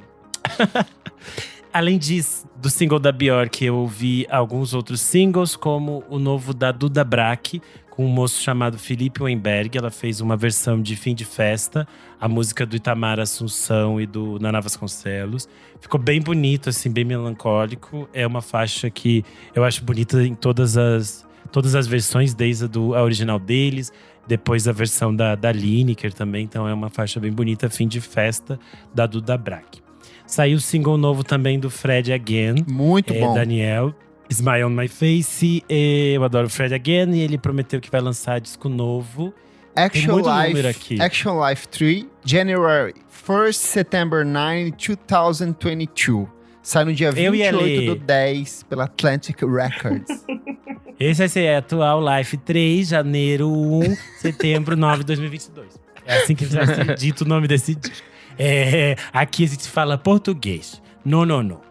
É isso. E aí tinha algo que tinha passado batido por mim. Eu não tinha visto que tinha saído. Que é o disco novo da Ari Lennox. O nome do disco é Age, Sex, Location. Eu achei bem gostoso. A Ari Lennox eu já gostava bastante do primeiro disco dela, o Tia Butter Baby. E eu acho que ela, tipo, não faz nada revolucionário. É, tipo, bem R&B, assim. Bizarro. Pra você ficar com uma mão no seio. E tem umas participações bem legais. Tem a participação do Luke Day, da Summer Walk. E como é um disco de ficar com a mão no seio, tem participação da Chloe. O disco tem, de novo, produção de toda aquela turma que anda com o J. Cole. Porque ele é meio que o mentor da Ari Lennox. Enfim, eu achei bem gostosinho o disco. É Show. isso. E você, Kleber? Começar pelos singles aqui. Menina Kylie Rae Jepsen finalmente me surpreendeu. Ela que vai lançar um disco novo, The Loneliest Time, no dia 21 do 10. Ela lançou o primeiro single, que foi o Western Wind, que é com produção do Rostam Batmaglij, ex-Vampire Weekend. Eu achei ok. Aí ela lançou Beach House, que é produzida pelo Alex Hope, que trabalhou com o Troye Sivan e com a Selena Gomez. Eu achei… Mas ela voltou agora com Talk to Yourself. Eu acho que é a música mais emotion até agora. Eu gostei demais, assim, é bem chicletão, bem Kylie nesse sentido de apontar para os anos 80, mas com essa pegadinha atual. Então, vem aí. Quem voltou também é a menina Kelela com Washed Away. Ela que provavelmente deve lançar um novo álbum em breve. O último foi o primeiro álbum de estúdio dela lá de 2017. Veio aqui pro Brasil, fez show na Balaclava com coreografia bizarrinha, mas fez. E ela voltou com essa música, que é um R&B um pouco mais atmosférico. Ela mesma até falou no texto que ela adora uma batida, mas para voltar ela precisaria ter essa pegada um pouco mais leve. O clipe da música nova daquele é muito lindo. Muito lindo. Ele foi gravado num deserto, assim, na Etiópia, um babado. Ela tá belíssima. Sim. Foi num deserto em Sergipe. Muito bom, assim. Discos, vou reforçar todas as recomendações que vocês fizeram na semana passada. Todas ótimas. Renan e Nick brilharam nas citações. Mas vocês esqueceram de falar Isso fora do os que a gente perdeu da Soraya. Da Soraya, coitada. Silenciamos a mulher. Silenciada. Mas quero citar um que vocês não recomendaram, que é a volta da Southern Archives com Natural Brown Prom Queen. É um dos grandes discos do ano pra mim, gostei demais. Ela que é uma cantora, compositora, violinista. Eu já havia recomendado algumas das músicas do single que saiu. A negona tá poderosa nesse disco. Esteticamente é o trabalho mais bem apurado dela. Tem um refinamento, é o trabalho que ela mais se entrega ali. Elo, que eu sei que gostou muito daquele disco da Keia, que saiu há alguns 2 anos e tudo mais. Eu acho que vai gostar desse disco e eu acho que a Sudden é parte dessa geração de mulheres negras que não só são intérpretes, como elas acabaram assumindo a produção do material, tocam muitos dos instrumentos, então tem um outro tipo de visão de produção, de outro tipo de visão de composição. Então vale muito a pena, é um trabalho bem interessante. Veio aí também o aguardado segundo disco da Rina Sawayama, Hold That Girl. Eu acho que já tinha ficado muito claro que ela não ia mais seguir pela linha nu metal, que foi a do disco anterior. É um disco Eu achei que fez falta um pouco. Eu sinto falta também, mas eu entendo a necessidade dela de não ficar presa a um estilo só. Eu acho que nesse ela quis ir para umas coisas de country, tem batida de trance em algumas fases. Ainda é muito começo dos anos 2000. Não é inovador e revolucionário? Não, mas eu acho que naquela meia hora, quase 50 minutos, na verdade, esse disco, eu acho que ele funciona, é um disco bem interessante. Voltou também nosso queridíssimo Blood Orange com 4 Songs, é um EP deliciosíssimo, a estreia dele na RCA, o que dá um medo, porque Tinashe aí ficou anos parado, vários artistas ficam na mão da RCA e se fodem, Strokes. Mas eu gostei bastante. E aí, só comentário aqui do Pedro Carvalho, nosso ouvinte, ele falou que a Rina Sawayama diz no podcast da Charlie que pra esse disco ela só ouviu Shania Twain, e sim, tem muito de Shania Twain nesse disco. Tem umas 3 ou 4 músicas que vão bem pra esse country pop, assim, dos anos 90 e 2000, então tá gostosinho. É isto. Vamos pro terceiro bloco do programa, Você Precisa Ouvir Isso.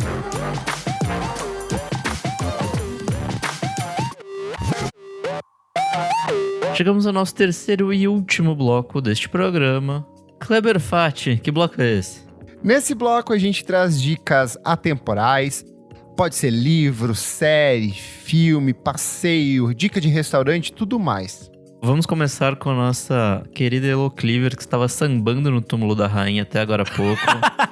Eu saí rapidinho que você traz pra ir hoje? lá, mas eu já voltei, gente. Eu vou trazer 2 nomes. Um foi inspirado pela pauta, acho que todo mundo já conhece, mas nesse último ano eu fiquei ouvindo muito Burna Boy, né? Que eu acho que ele é meio dito como o rei do Afrobeats, assim, tipo Afropop, Afrobeats. E ele é um artista. Não, porque o rei do Afrobeat é o Fela Kuti, né? É o Fela Kuti, sim. Então eu tava lendo sobre isso também. Eu achei que talvez falar no primeiro bloco, mas enfim, acho que não. Que o Fela Kuti é o rei do Afrobeat, mas estão trazendo o Burna Boy agora. Talvez seja uma vibe meio hairstyles. Talvez seja uma vibe meio hairstyles, mas eles falam muito sobre o Burna Boy como algum tipo de realeza, gente. Eles falam em afropop, às vezes afrofusion. Eles estão inventando nomes. Eles estão inventando nomes, eles estão trabalhando com nomes aí, tentando ver o que pega. É rebranding. Estão rebranding, total. Enfim, eu sou muito fã, vi o show dele recentemente. Ele tá crescendo muito aqui, enfim, no mundo inteiro, mas em Londres ele é muito, muito forte, porque, enfim, cantores nigerianos no total tem uma comunidade gigantesca aqui, né? Então é um som muito, muito forte. Ele é gigante. Ele é gigantesco e vale ouvir para quem não ouve. Acho que é uma boa porta de entrada aí para esse afropop, afrobeats, enfim, o que será que eles chamam? Tem muitos artistas muito legais, acho que vale começar a ouvir. O segundo é um artista bem menor, mas que eu descobri aqui. É um artista chinês-vietnamita, mas baseado aqui em Londres, em South London, que é muito específico, assim, tipo uma coisinha meio, não sei, lá não é nem um pouco chique, então quem é de South London é de South London, sabe? Tipo, não confunda com o resto. E ele chama Jumbo e ele faz tipo um trap, hip hop, assim, bem específico dessa estética South London. E é muito massa, eu acho que vale a pena ouvir. Ele é bem pequeno, assim, bem indie. Entrando no Spotify dele já vai ter uma primeira música que eu acho muito legal, que é Montauk Madness. Então é meio que um carinha que tá nessa cena aqui de Londres, desse trap meio grime, sei lá, mas ele é de uma galera da Ásia ali, do Você tá curtindo os sons locais, hein? Por isso que você tá de dreadlock? Vocês estão vendo? Adele da Jamaica. Eu vou lá no carnaval com minha roupa jamaicana. Aquele Adele. Mas enfim, vai ouvir o Jumbo, é muito massa, ele é meio tchutchuquinho também, o Instagram dele é legal. Sim, sempre legal ver gente. Saudades de ouvir tchutchuquinho da Elo. Tchutchuquinho. Gente, preciso voltar pra falar mais sobre os tchutchucos no mundo da música, né? Tá faltando esse conteúdo. Mas é isso, gente, essas são minhas 2 diquinhas. Kleber, quais são suas dicas? Vamos lá, todo mundo sabia que eu ia sair de férias. O que acontece? Na semana das minhas férias, eu tive febre depois de 2 anos e gripe. Nossa. Aí, pra piorar, aí eu fiquei uma semana meio de molho, mas eu falei, vou viajar. Eu estava com uma semana de férias programada pra ficar em Ilhabela, fazer passeios, fazer trilhas. E como o Renan falou na semana passada, eu estava indo pra Islândia, porque ficou com 5 dias de chuva em Ilhabela. E aí o que acontece? Eu cheguei na segunda e na terça, 11h30 da manhã, eu estava voltando embora. Eu fiquei menos de 24 horas em Ilhabela, porque todos os meus rolês cancelaram, eu perdi tudo, assim, não valia a pena ficar. Deus. O Airbnb que eu peguei... que perde tudo, veja como ele está. Gente, sem zoeira, o Airbnb que eu peguei era uma sujeira, no nível que tinha uma mesinha no canto do quarto que tinha areia. Tipo, tinha assim, literalmente areia. Mentira. Eu achei que era a textura da mesa. E aí eu passei a mão e a textura veio junto. Passou o dedinho, passou. E aí eu falei assim, eu vou ficar 5 dias nesse lugar, passando... Juro, a coberta que eles me deixaram, nem o pudim tem. A cobertinha do pudim é mais limpa do que aquilo. Foi uma sucessão de cagadas. Eles me jogaram no lugar que eu não jogaria o meu bulldog francês. Eu fui muito maltratada aqui. E aí, assim, fiquei menos de... Eu juro pra vocês. Cara, eu ia fazer uma trilha de 12 horas na chuva. Aí bateu o bom senso. O bom senso falou... Trilha de 12 horas, né? Já tinha começado por aí. Era uma trilha de 12 horas. Eu não sei... ida e volta dá umas tipo, 6 horas. Tempo que você chega na praia, toma volta banho. De barquinho, né? Pelo amor de Deus. Então, mas o Nick tinha me reclamado. Enfim, tudo cagou. Então eu fiquei em casa. Comecei a ver Only Murders on the Building. Estou adorando. Comecei a ver Pacificador e terminei. Adorei. Dica do Nick maravilhosa. Mas eu trago aqui 3 recomendaçõezinhas muito boas. Primeiro é um filme, Shin Godzilla, de 2016. Tem na HBO Max. É uma direção do Hideaki Anno e do Shinji Higuchi. O Hideaki Anno é um dos caras que foi diretor de Evangelion. E é muito bom, porque é um filme sobre Godzilla. E o foco não está na criatura e nas questões para derrubar ela, mas na burocracia envolvendo o governo. Então, o Japão é um país altamente burocrático e é muito realista como que um país se organizaria para enfrentar uma criatura gigante, só que ao mesmo tempo tem destruição, tem morte, tem gente explodindo, tem raio laser, tem tudo aquilo que você espera de um filme do Godzilla. Tem na HBO Max, assim, é muito, muito, muito bom. Esquece o que eles fizeram de Godzilla do cinema norte-americano, que é uma bomba, e foca nesse que é incrível. Eu vou assistir, eu não sabia que tava no HBO, todas as críticas que eu tinha lido falavam muito bem. É bem, assim, é muito frenético, é um textão, é um roteiro muito bem produzido, assim. Disco, eu estou pegando durante as férias, várias listas de discos, de melhores discos de todos os tempos. E aí eu cheguei num do Rate Your Music, que eu não conhecia, que se chama Fishman's Long Season, de 1995. O que é o Fishman's? Ele é um grupo japonês que faz um misto de dream pop, jazz, dub, música psicodélica. Quem gosta de Stereolab, Beck, Haruomi Hosono, Cornelius, vai adorar. E eles têm esse disco de 1995, que é o Long Season, que é uma música só, 35 minutos, ela meio que se divide em 5 atos, mas é uma música contínua no Spotify e é maravilhosa. Tem trechos cantados em japonês, mas ela funciona muito mais pela melodia e pelos arranjos. Eu tenho certeza que o Nick vai ouvir isso aqui, se eu não sei se já não conhece, e não vai adorar. Mas... E por último, que eu vi ontem no cinema, David Bowie, Moon Age Daydream, novo documentário do nosso camaleão do rock. A direção é do Brett Morgan, que é o cara que fez aquele polêmico documentário Cobain, Montage of Heck, que as pessoas que eram amigos do Kurt Cobain falaram que não reconheceram ele nesse documentário. E assim, Eu vi esse documentário, o do Bowie, no IMAX, e ver Bowie na tela grande é sempre maravilhoso. Sei lá, 5 minutos de documentário eu já tava chorando. Tem vários momentos musicais, muito material inédito, coisas que, sei lá, só foram exibidas na TV inglesa dos anos 70 e 80 e nunca mais ninguém teve acesso. Ver Bowie em IMAX com qualidade de áudio e de vídeo, assim, é sempre fantástico, mas eu fiquei meio dividido com o documentário. Eu acho que ele enverga para umas coisas muito bregas em alguns momentos. Ele também é o editor do filme. Tem uns efeitos visuais que eu achei, assim, breguíssimos. Tipo assim, última categoria, coisa da Record não faria uma coisa dessa, assim. Repete muita imagem, mas tem momentos muito bons.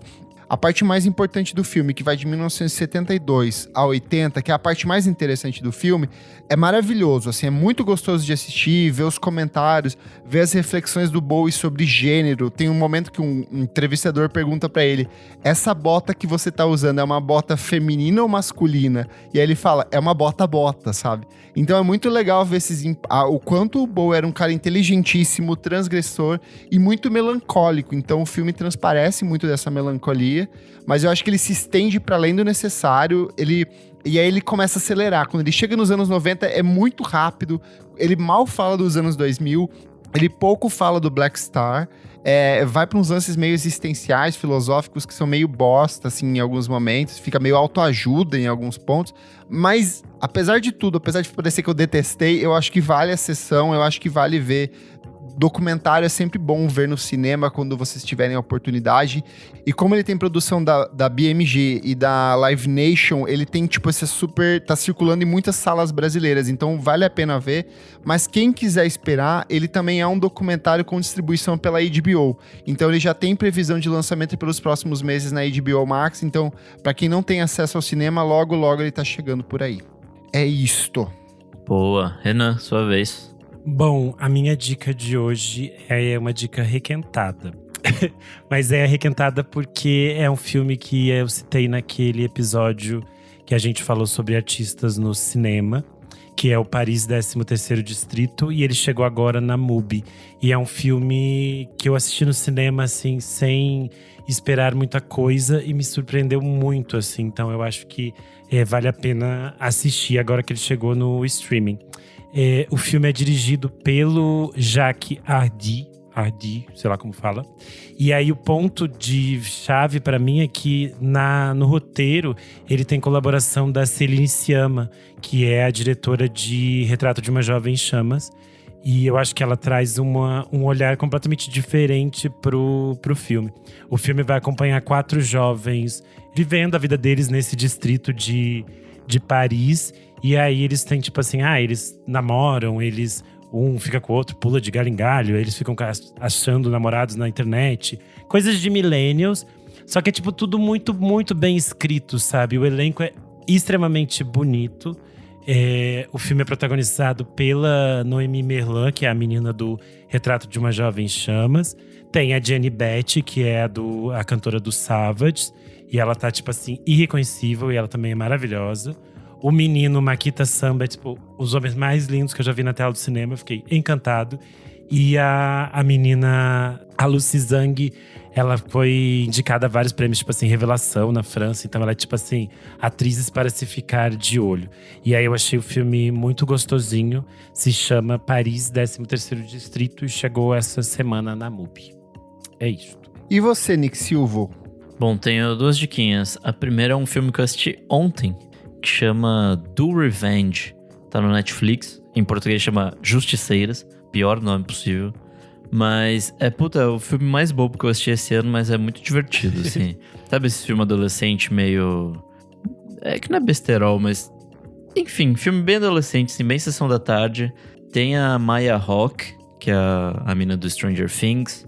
Tem a Camila Mendes, que é uma meio que semi-brasileira, assim, que fez sucesso lá, fez Riverdale e outras coisas assim. E aí é aquele filme meio... Tipo, as 2 minas se juntam pra fazer uma vingança e tal, mas aí rola um plot twist, rola o plot twist do plot twist, e é bem divertido, assim, tipo... O fim é que vale a pena. E minha segunda dica é um coletivo marxista-leninista de criadores de conteúdo. Gente, ele tá que chama todo Soberana. político. Eu já dei dica de um deles, que é o Ian Neves. Ele faz parte desse coletivo. E, puta, eu tô viciado nos vídeos dessa galera, assim. O Frog tá lá dentro, o João Carvalho tá lá dentro. Enfim, são programas bem legais. O Ian e o João Carvalho tem uma sessão de lives lá que chama Pororoca de Chorume, que é simplesmente maravilhosa. O João e a Laura Sabino tem outro que é o Sommelier de Liberais também, que é outra coisa maravilhosa. Esse é mais galhofa, assim, mas é super divertido. E é isso, vamos nos politizar, gente. E é isso aí. Boa. Então a gente quer agradecer a nossa convidada especial, direto de Londres. Ela tava lá juntinha na porta, separando brigas de bolsonaristas com repórteres da BBC, a nossa Elo Cleaver. E deixar aqui o seu espaço para você deixar suas redes, onde as pessoas te acham, onde elas podem acompanhar a sua cobertura UK. Muito obrigada, meus anjos. Obrigada pelo convite. Assim que a véia morreu, eu recebi uma mensagem de vocês. Eu achei assim, véia. Perfeito. A realeza morreu, foi perfeito. Obrigada, eu amei, eu tava com saudades. E vocês encontram no Instagram lá, se vocês quiserem me seguir, @elocliver no Insta, no Twitter. E @Revista Balaclava. Acho que pra quem não me conhece, se vocês têm novos ouvintes, eu produzo a Revista Balaclava e no final do ano tem Balaclava Fest, né, minha gente? Que vai ser babado, vai ter Always, vai ter Crumb, vai ter Fleet Foxes. E teremos Você vai revista estar no nova. Brasil? Eu provavelmente, se eu conseguir um trabalho, não. Será que alguém vai querer me empregar? Não sei, vamos ver. Mas eu provavelmente, assim, talvez sim, porque teremos revista nova e eu estarei lá para trabalhar nesse babado. Então, Bora isso. fazer esse meet and greet aí, hein, Elo? Vamos fazer esse meet and greet no Balaclava Fest, que foi uma farra no semestre passado também. E vai ser uma farra, pelo amor de Deus, em dezembro. Eu sou _Renan Guerra no Instagram e no Twitter. Eu sou @Nick_Silva no Twitter, Nick Silva no Instagram. E essa semana tivemos outro programa extra, que foi o do Kleber, falando sobre o Dolittle do Pixies, junto com o Vinícius do Telefonemas. Foi bem legal esse programa. Eu que não gosto de Pixies, fui ouvir depois do disco. Nossa, então você me decepciona todo dia, Nick Silva. Eu sou uma decepção pra todo mundo, Kleber. É mesmo. Nossa, Nick, calma. Pixies, Nick, isso aí é básico. Tá bom. Eu sou @KleberFac no Twitter e no Instagram. E semana que vem, Renan Guerra, nosso Renan é apresentador que se cuide. Eu estou de volta, Dol. Porque você é em candidatura junto com a Rodrigo apresentadora. Exatamente. Siga a gente também nas redes sociais, @podcast VFSM no Instagram e no Twitter. E se puder, doe no padrim.com.br/podcast VFSM. Você consegue ajudar a gente a partir de R$5. Você tem acesso a alguns programas especiais com bastante antecedência. É isso. Até a próxima semana. Tchau, tchau.